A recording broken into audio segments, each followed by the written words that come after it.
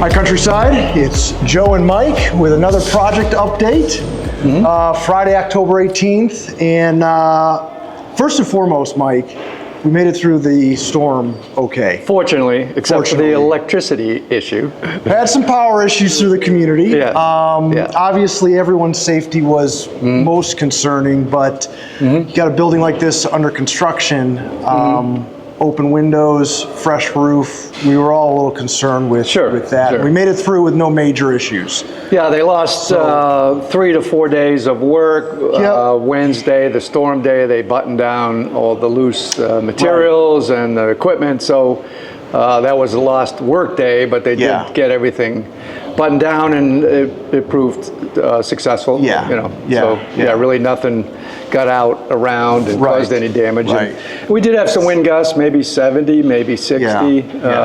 So enough wind to lose power. So, all in all, not a bad structurally. The site was okay, the building was okay, and first of many storms that the building will go through, I'm sure. Yes. But we lost a week of updates as well. So we were actually supposed to do a project update a week ago. So we apologize for that, but back on schedule. Yes. And we are standing in what will be the private dining room or multi-purpose or legacy room. Okay.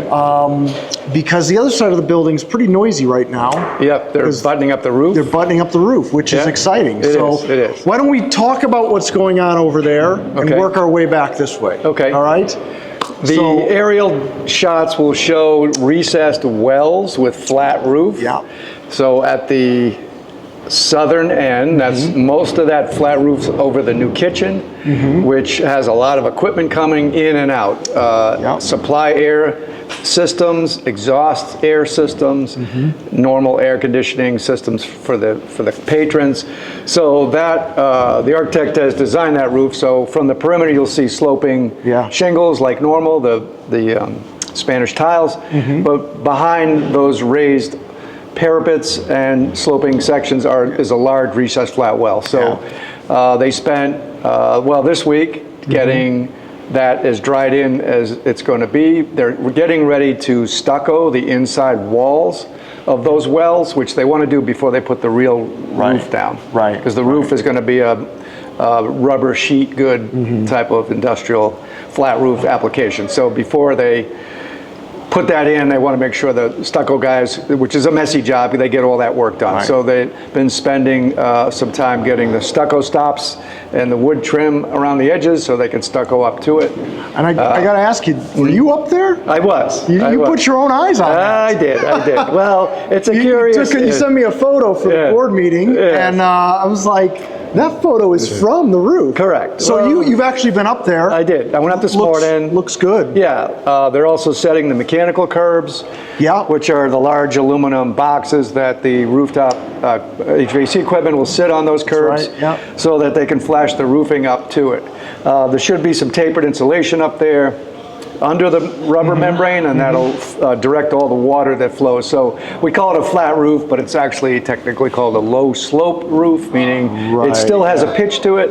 It's more like a 1/4 inch per foot or an inch every 4 feet.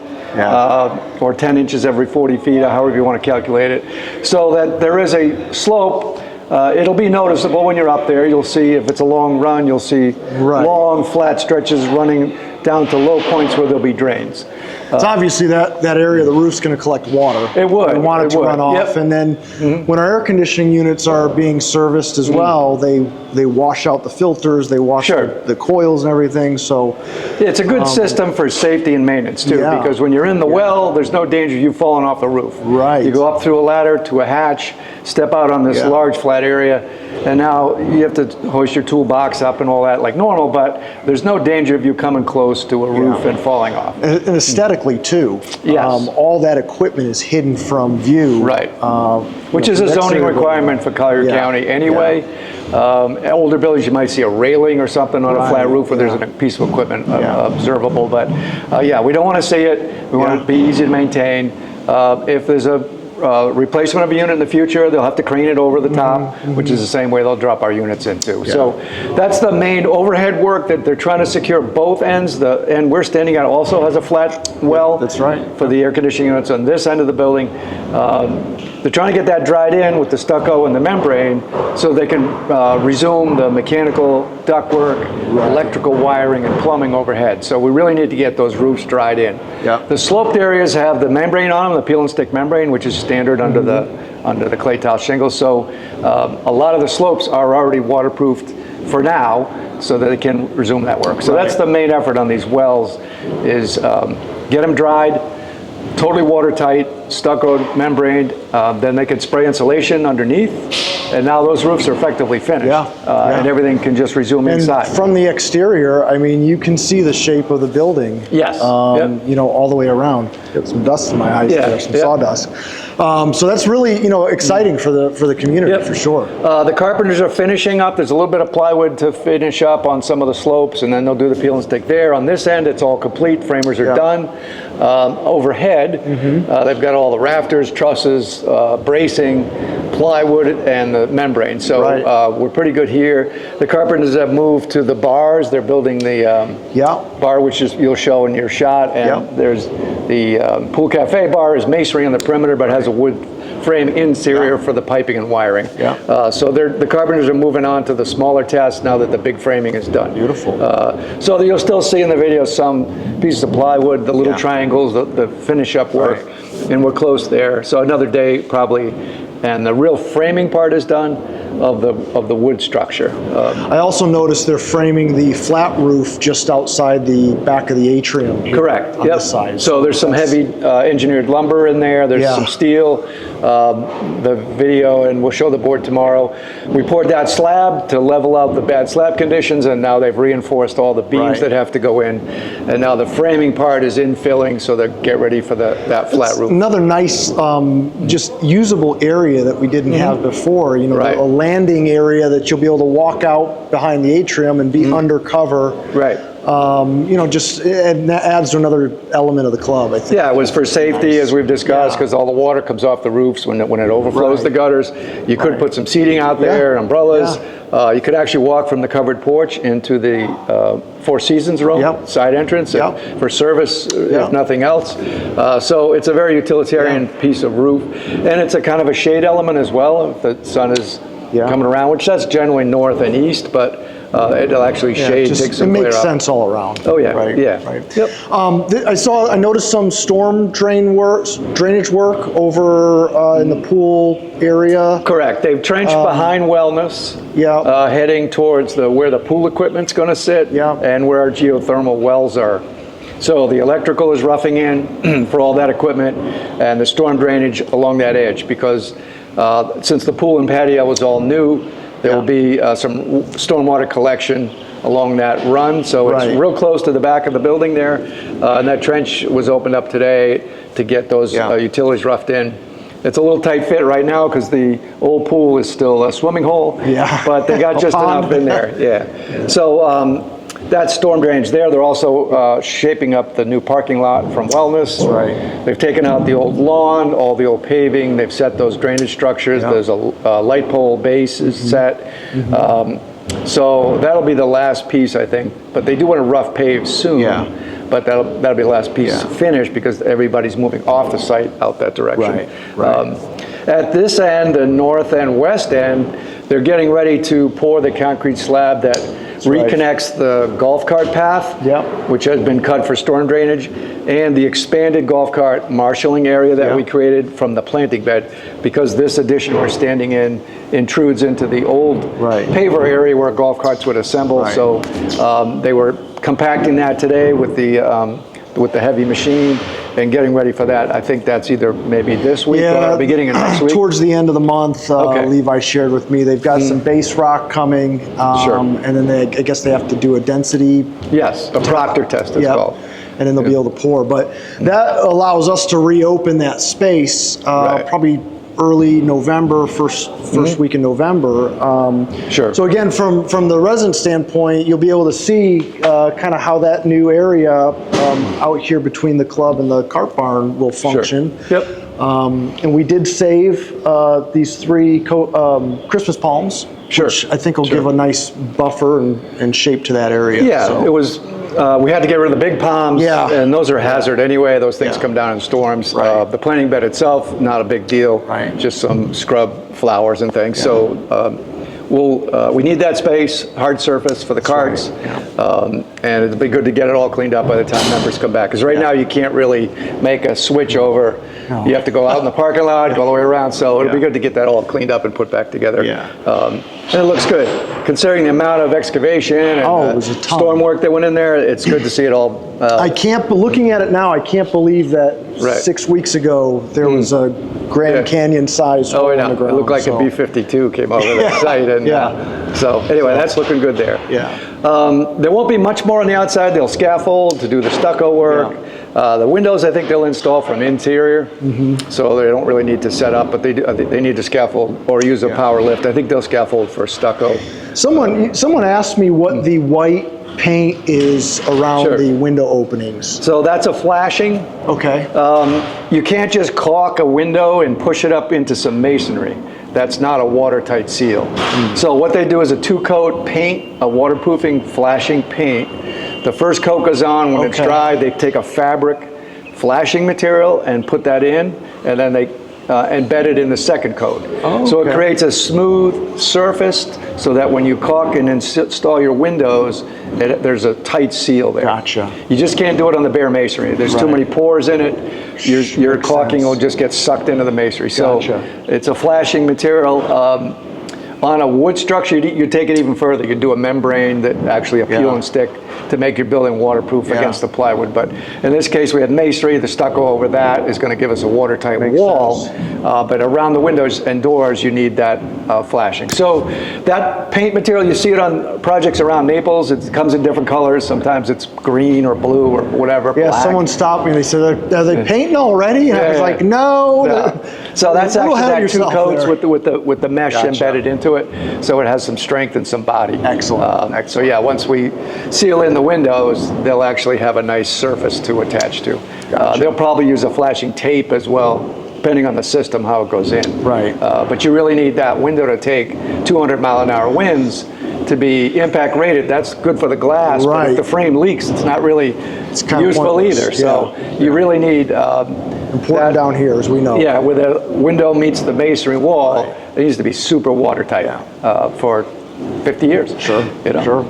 Well, great. Well, what else do we have in the next couple weeks here that we can look forward to? Well, the real roofing should go on the schedule. We should start, once we're dried in and have the insulation, we have the spray foam insulation. We'll go under the roof on the sloping surface like the old club does. So our attic is actually inside the air conditioned envelope. When we're dry and that's insulated, then the ductwork will continue inside. The overhead wiring and piping will continue. And the interior framers will come in and start setting the walls that separate the rooms that aren't made of masonry. So either wood studs or metal studs, depending where you are. We'll start to see the smaller rooms get delineated. We'll be furring out on the masonry walls, so we have an insulation pocket.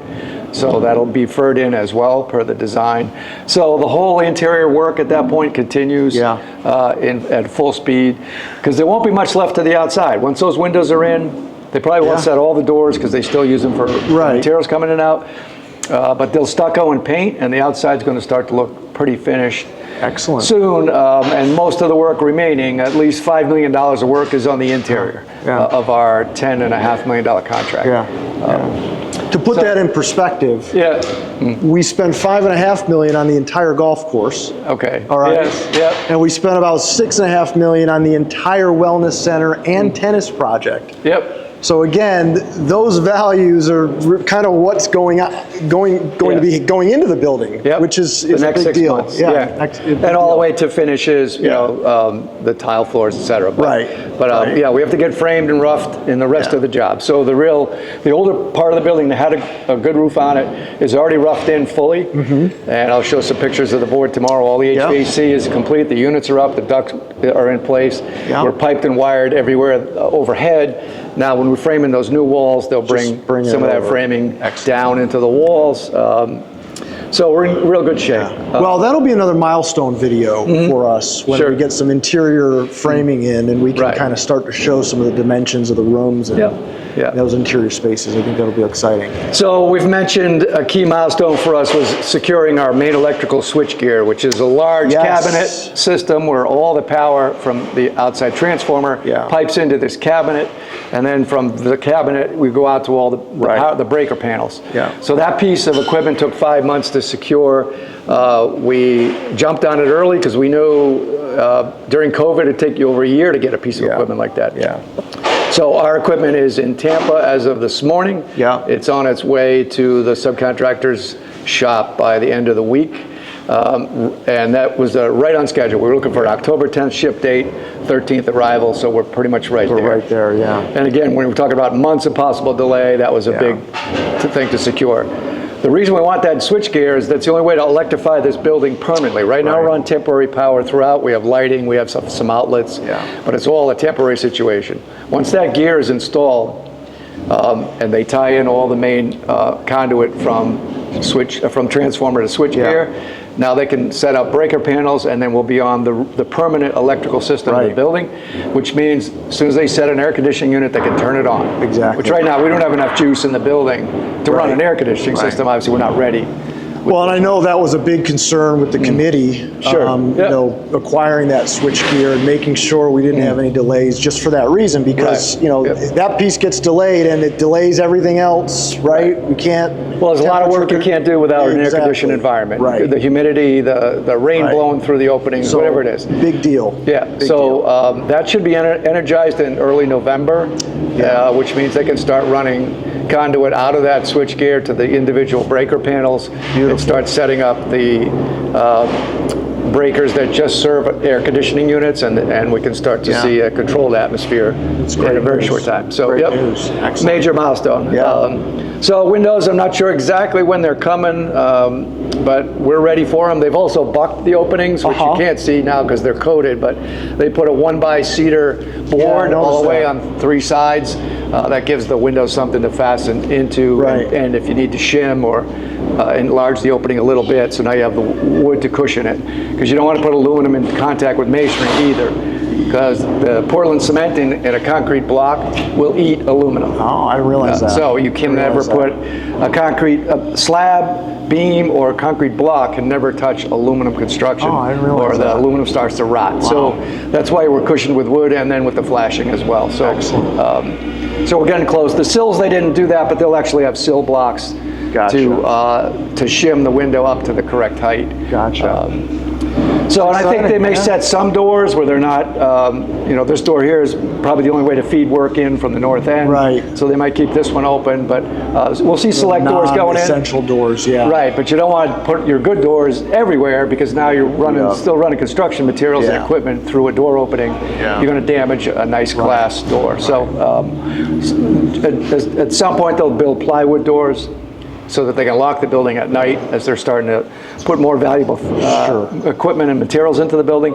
So if we have an opening that doesn't have the finished door, it'll have a plywood door with a padlock. And then again, we're safe from weather and secure from critters. Anything. We don't want any squirrels taking up residence before we're ready. We will see some birds in and out, but generally I haven't seen much. Maybe the noise is keeping them out, but we have to watch. As you know, you go to a big box store, Walmart or Home Depot, there's birds living. Well, you know, we've got this barn cat over here who spends some time in the site every now and then, so she might be helping with that. She may help with the small rodentia. So anyway. Any other important updates from the committee or anything you want to mention that the committee's focused on? You all are just about back in town.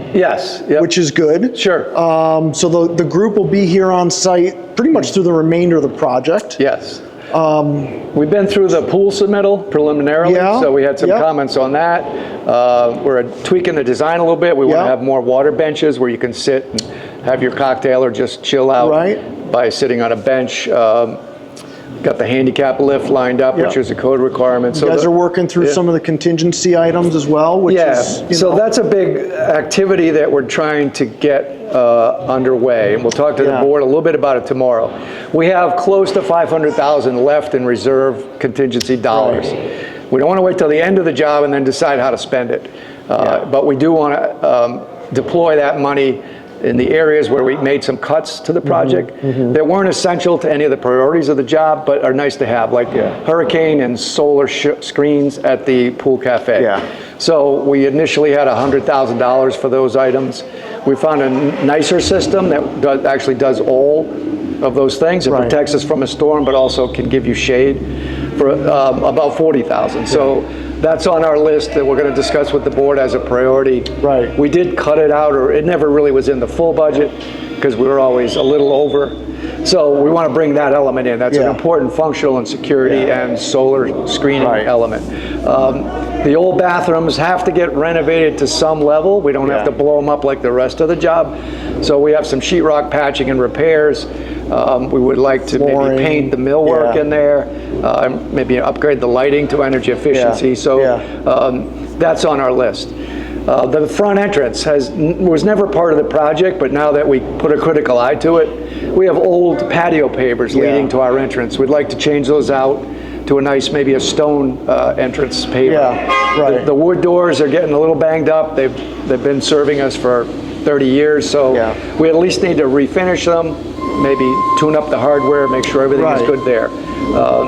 So that's another category of work, and we've asked our architect to give us a fee to design some upgrades to that entrance and to just give us some design ideas on all of these items. The things like the storm screens, we knew what we needed. We just need to find a good product. And obviously, we don't want to wait until, as you said, we don't want to wait until we're done and go back and say, well, we want to do this, this, and this. So you guys are hard at work trying to prioritize getting all that stuff into sequence. There's 5 or 6 items on our list right now. Those first 3 we discussed are the big ones. There's a bunch of smaller ones, like putting the atrium doors we took out, moved those into the dining room so we can access outside dining. But those are smaller items, but we want to get them lined up and then have the contractor tell us, all right, we need a decision on a window and door question now, because that contractor's coming in. Takes the time to fabricate and install. If it was a simple finish item like the storm curtains, we could wait for that, but there's no point in waiting too long because we do need electrical. And it's something that that to me is a crucial item. It enhances the experience, it's security related, and it's safety. So that to me makes sense. So we're not going to spend it all, obviously. We still could have unforeseen conditions, but most of the risk is past us now. We're out of the ground in most areas. We haven't found, other than the rock that we've addressed, we think we're past the main risk items. The building shell is in place. There's no more renovation surprises, really, because every wall has been opened up. So I think it is time to start deploying some of the contingency. And still have some towards the end that maybe goes into technology or some easier thing. So we're not going to spend it all, but we want to at least know very soon which ones we should approve so that those contractors that are here at that point can work it into their schedule. Makes sense. Excellent. Good. Well, that's a boatload of information there. There's a lot to deal with on a $14 million project. I mean, you guys, we say this every video, every update. You and the group have just done an incredible job staying on top of all this. And again, I walk through this building and I can't believe what I'm walking through. And I can't wait to bring residents through here. And it's such a big deal. It really is. In fact, I'm looking at this wall here behind us, and this was the exterior wall of my office. So that wall back there, that was the outside. In fact, that square was the window into my office. So where we're standing here did not exist in the past. New. It's just, it's really awesome. No, it's a tremendous transformation. It's incredible. It's so much more than a renovation. It really is a rebirth of a facility. And as people have started to come back, they put their eyes on this and they're like, wow. That's all I hear is wow. So, good stuff. You bet. I think we covered it. Good. I think that's good. Countryside, as always, questions, comments, send them our way. A lot of you are back in town, so please be mindful of what's going on around property. There's still a lot of subcontractors and just trucks and activities, so just keep your eyes open for that. And See you in a couple weeks. We'll see you in a couple weeks. Mike, as always, thank you. Countryside, we'll see you soon.